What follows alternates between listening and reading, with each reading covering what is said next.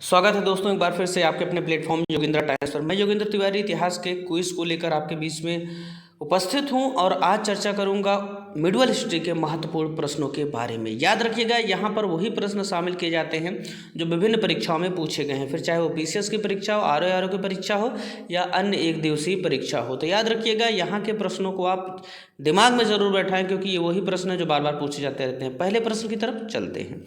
पहला प्रश्न है, फैजी निम्नलिखित में से किसके दरबार में रहा?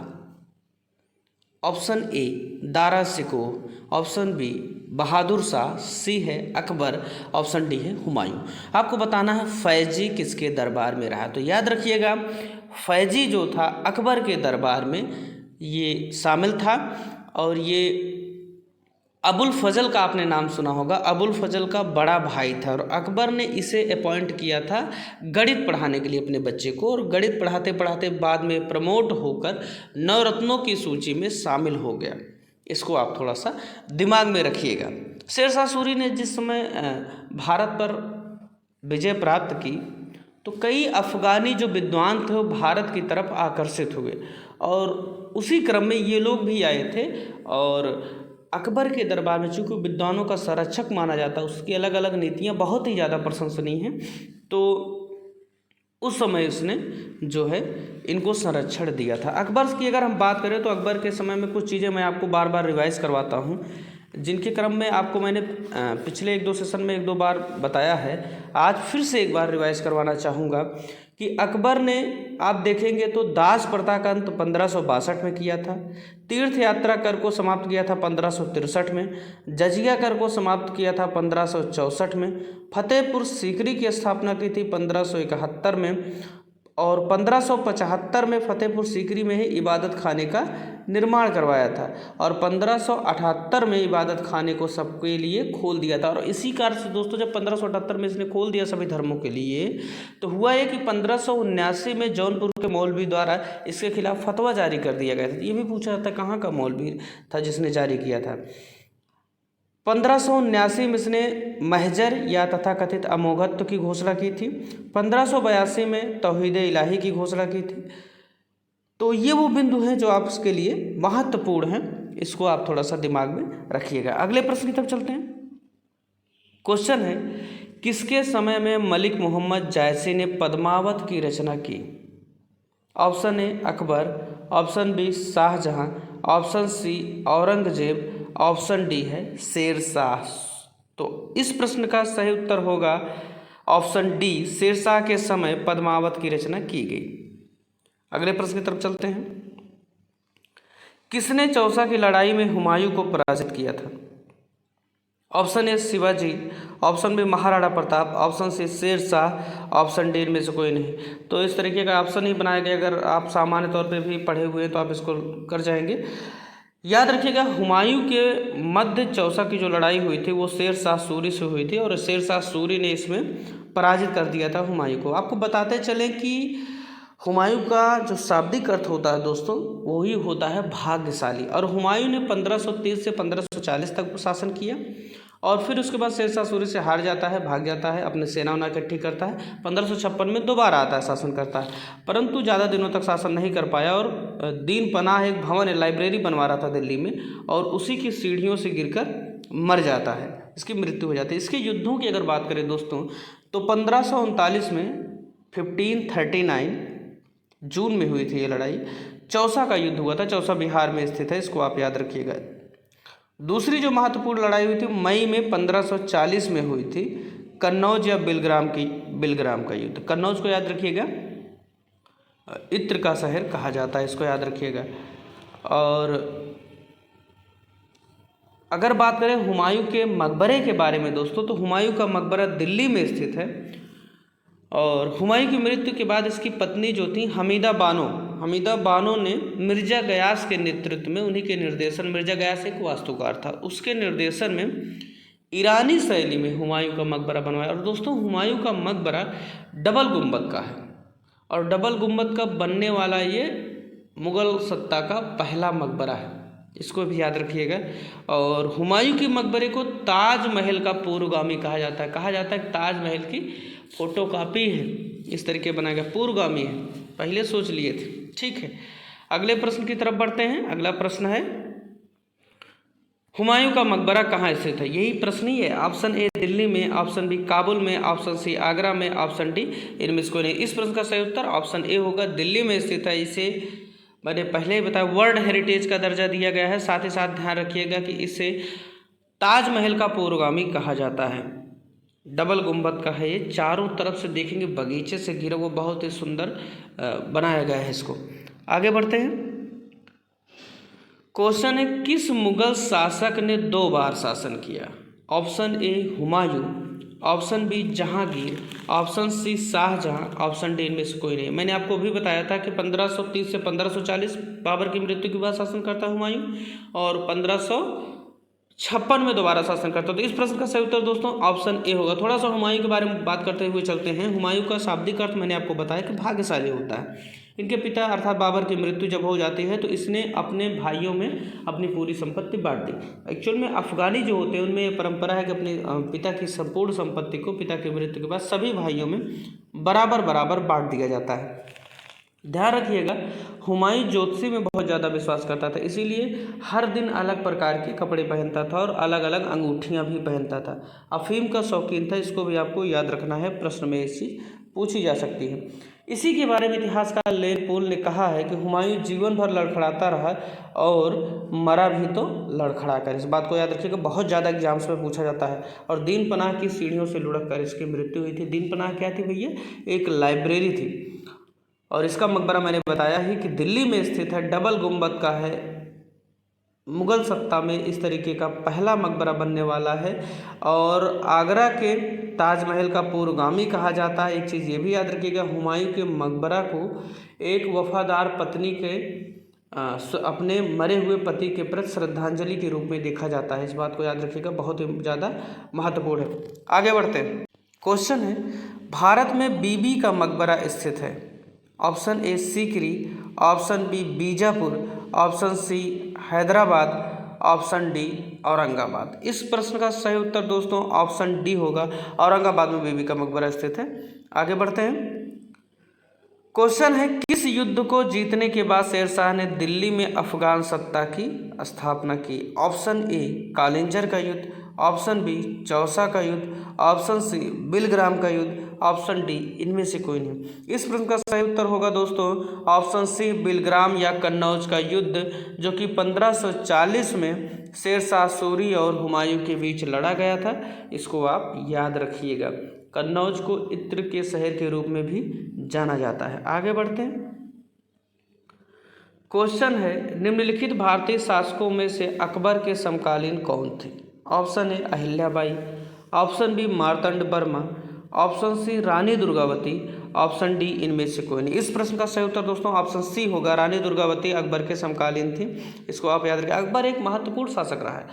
देखेंगे तो मुगल सत्ता का पहला ऐसा शासक है जो नर्मदा नदी के दक्षिण में जा रहा है ना, और इसने आप देखेंगे खान देश का उसी दौरान विजय करता है। अहमदनगर जो कि महाराष्ट्र में स्थित है उसकी विजय करता है, और असीरगढ़ के किले की विजय 1561 में करता है, जो कि महत्वपूर्ण है। कहा जाता है कि असीरगढ़ के विजय के दौरान अकबर ने सोने की चाबियों से किले का ताला खोला था ना। तो इम्पोर्टेंस है, महत्वपूर्ण है। हालांकि उसमें से कुछ ऐसे भी रहे हैं जिनको जीतने के बाद वहाँ के राजाओं को वापस कर दिया गया है और उनसे अपना टैक्स पैसा उपहार वगैरह ले लिया गया है। तो दक्षिण की जो विजय थी वो अकबर की साम्राज्यवादी नीतियों की उपज थी, परिणाम थे। इसको आप याद रखिएगा। आगे बढ़ते हैं।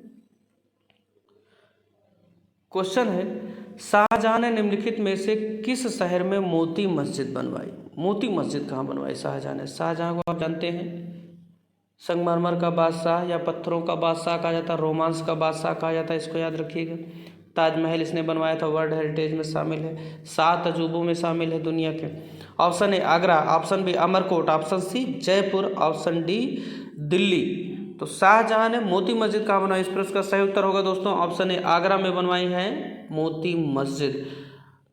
आगरा में ही सेंट्रल लेप्रोसी इंस्टीट्यूट स्थित है, केंद्रीय कुष्ठ रोग निवारण संस्थान स्थित है आगरा में। याद रखिएगा आगरा की स्थापना सिकंदर लोदी द्वारा की गई थी, और एक बात यहाँ पे कि आगरा यमुना नदी के किनारे बसा हुआ है, इसको भी आप याद रखें। चमड़े के कामों के लिए जाना जाता है मुख्यतः, इसकी जो पहचान है ताजमहल के अलावा। आगे बढ़ते हैं।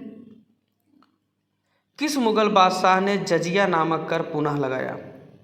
Option A Aurangzeb, option B Sher Shah Suri, option C Akbar, option D है शाहजहां। तो आपसे पूछ क्या रहा है, जजिया नामक कर किसने लगाया था? तो याद रखिएगा दोस्तों, इस प्रश्न का सही उत्तर होगा ऑप्शन ए, औरंगजेब ने जजिया नामक कर पुनः लगा दिया था, जबकि आप देखेंगे अकबर के समय में इसको हटा दिया गया था। महत्वपूर्ण है, थोड़ा सा याद रखिएगा। कई प्रश्न ऐसे हैं, आप बेसिकली मुगल सत्ता में आप देखेंगे तो बाबर, हुमायूं, अकबर, शाहजहां, जहांगीर, औरंगजेब, इन्हीं को पढ़ लेंगे तो ये मुख्यतः है कि जहाँ से प्रश्न लगभग बनते रहते हैं। क्वेश्चन है, शिवाजी ने मुगलों को किस संधि के द्वारा किलों को सत्तांतरित किया? Option A Pune, option B Purandar, option C है तोरण, ऑप्शन डी है चित्तौड़। तो इस प्रश्न का सही उत्तर दोस्तों ऑप्शन बी होगा। पुरंदर की संधि के द्वारा शिवाजी ने मुगलों को क्या किया था, अपने किलों को स्थानांतरित किया था। महत्वपूर्ण प्रश्न है, आप देखेंगे तो दक्षिण में सर्वाधिक समय तक बिजी रहने वाला जो व्यक्ति रहा है वह औरंगजेब रहा है। अपने जीवन का एक महत्वपूर्ण हिस्सा उसने दे दिया था, इसको याद रखिएगा। पुरंदर की संधि की अगर बात करें तो ये 22 जून 1665 को हुई थी।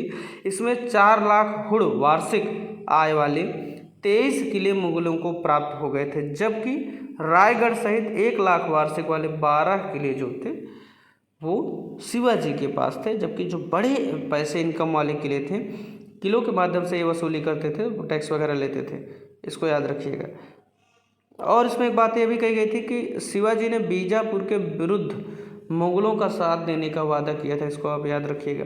महत्वपूर्ण चीज़ें हैं जो हम आपको बता रहे हैं आपकी इंपॉर्टेंस के लिए। शिवाजी के बारे में अगर बात करें दोस्तों तो शिवाजी का जन्म शिवनेर के दुर्ग में 1627 ईस्वी में हुआ था। इनके पिता का नाम शाहजी भोंसले था, माता का नाम जीजाबाई था। शिवाजी स्वयं को कुलीन कहने में गर्व का अनुभव करते थे। कुलीन मतलब संभ्रांत वर्ग का जो व्यक्ति हो, इसको याद रखिएगा, थोड़ा सा महत्वपूर्ण है। आगे बढ़ते हैं। क्वेश्चन है, दक्षिण में निम्नलिखित में से किसके शासनकाल में मुगल साम्राज्य तमिल राज्य क्षेत्र तक फैला? Option A Aurangzeb, option B Shahjahan, option C Akbar, option D Sher Shah Suri. इस प्रश्न का सही उत्तर दोस्तों ऑप्शन ए होगा औरंगजेब। औरंगजेब ने अपने जीवन का महत्वपूर्ण हिस्सा लगा दिया था दक्षिण विजय करने के क्रम में।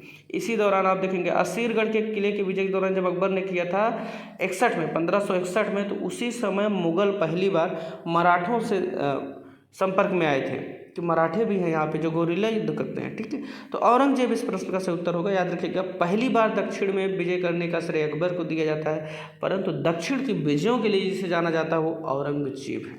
आगे बढ़ते हैं। क्वेश्चन है, दास्तान ए अमीर हमजा का चित्रांकन किसके द्वारा किया गया? Option A Mansur Mir, option B Abul Hasan, option C Syed Ali, option D Abdul Samad. तो इस प्रश्न का सही उत्तर दोस्तों अब्दुल समद होगा। याद रखिए, इसको ऐसे रट लीजिए। दास्तान ए अमीर हमजा चित्रांकन की वन पेंटिंग थी, किसने बनाया? अब्दुल समद ने। आगे बढ़ते हैं। किसी दिन पेंटिंग के बारे में बातचीत करेंगे विस्तृत रूप से, उसमें कुछ ऐसे हैं एक दो नाम। ईरान के शाह और मुगल शासकों के बीच झगड़े की जड़ क्या थी? Option A Kandahar, option B कुटुंज, option C Ghazni, option D Kabul. तो कह रहे हैं ईरान के शाह और मुगल शासकों के बीच जो झगड़ा हो रहा था वो काहे हो रहा था?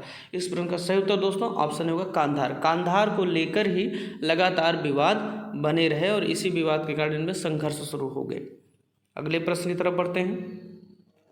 प्रश्न है दोस्तों, इसी प्रश्न के बाद आप 300 प्रश्नों की श्रृंखला कंप्लीट कर लेंगे। आप देखे होंगे मुश्किल से आपको 10 से 15 मिनट के बीच की क्विज मिलती हैं, जिसमें आप डेली लगभग 15 क्वेश्चंस करते हैं और 15 वही प्रश्न है जो लगातार रिपीटेड रहते हैं। ये आप मैक्सिमम 15 मिनट में देख लेते हैं। तो अगर आप 15 मिनट दे रहे हैं तो आपने देखा कि 300 क्वेश्चन हमने ऐसे मजाक में कर लिए। क्वेश्चन है, पटना को प्रांतीय राजधानी बनाया गया था? ऑप्शन ए इब्राहिम लोदी ने, ऑप्शन बी शहजादा सलीम ने, ऑप्शन सी शेरशाह ने, ऑप्शन डी इनमें से कोई नहीं। तो पटना को प्रांतीय राजधानी बनाने का श्रेय दोस्तों शेरशाह को जाता है। इस प्रश्न का उत्तर ऑप्शन सी होगा, याद रखिएगा। शेरशाह सूरी जो कि एक महत्वपूर्ण शासक रहा है भारतीय पृष्ठभूमि का अगर आप देखेंगे तो।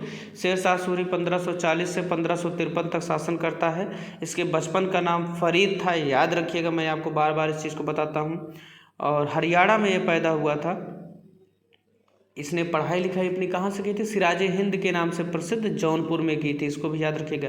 बिहार के शासक थे एक, उनका नाम था बहार खां लोहानी, उन्हीं की सेवा में ये था और उनके प्राण को बचाने के उपलक्ष्य में बहार खां लोहानी ने इसे शेर खां की उपाधि दे दी थी, इसको याद रखिएगा, बहुत महत्वपूर्ण है। और इसने अपने आप को हजरत आला भी घोषित किया था। हजरत आला मतलब किसानों का जो बादशाह हो, ठीक है, घोषित किया था।